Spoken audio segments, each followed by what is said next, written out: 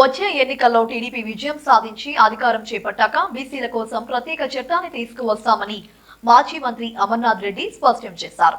చిత్తూరు జిల్లా పలమనేరు పట్టణంలోని తెలుగుదేశం పార్టీ కార్యాలయంలో ఆ పార్టీ నాయకులు జై హోం బీసీ కార్యక్రమం నిర్వహించారు.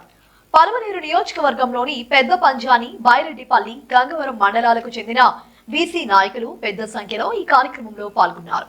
ఈ కార్యక్రమానికి ముఖ్య అతిథిగా హాజరైన మాజీ మంత్రి అమర్నాథ్ రెడ్డి మాట్లాడుతూ బలహీన వర్గాలకు టీడీపీ ఎప్పుడూ అండగా ఉంటుందని, టీడీపీతోనే బీసీలకు ప్రధాన గుర్తింపు లభించిందని పేర్కొన్నారు.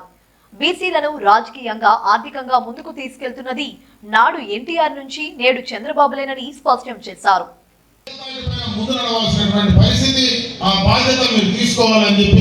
ఈ సందర్భంగా కూడా ఒకసారి మీకు గుర్తు చేస్తా ఉన్నా.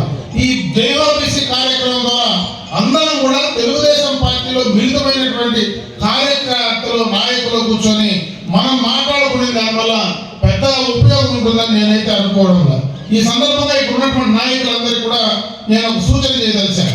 ఎందుకంటే ఈరోజు ఈ కార్యక్రమం ద్వారా ఎవరైతే పార్టీలతో సంబంధం లేకుండా మరి సపరేట్ గా వాళ్ళైతే నాయకులు గాను ఏ పార్టీకి సంబంధించి లేనటువంటి వాళ్ళు ఉంటారో, కుల సంఘాలకు సంబంధించినటువంటి పెద్దలు ఉంటారో, వాళ్ళతో ఆ కులానికి సంబంధించినటువంటి పెద్దలు కూర్చొని మాట్లాడి వాళ్ళని పార్టీ పరంగా మనం తీసుకోగలిగితే మనకు ఉపయోగకరంగా ఉంటుంది.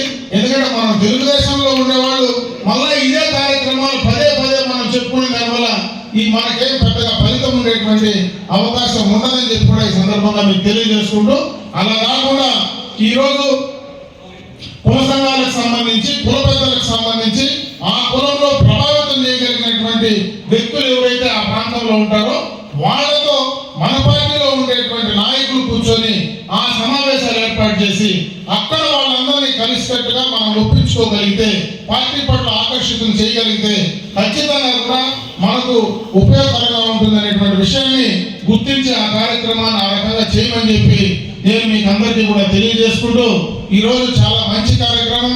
ఈరోజు ఈ మండలాలు 3 మండలాలు కలిసి ఈ జైఓబీసీ కార్యక్రమాన్ని విజయవంతం చేసినటువంటి ప్రతి ఒక్క బీసీ సంఘ సభ్యులందరికీ కూడా మనస్ఫూర్తిగా ధన్యవాదాలు తెలియజేసుకుంటూ సెలవు తీసుకున్నాం. జై హింద్, జై తెలుగుదేశం, జై జనసేన.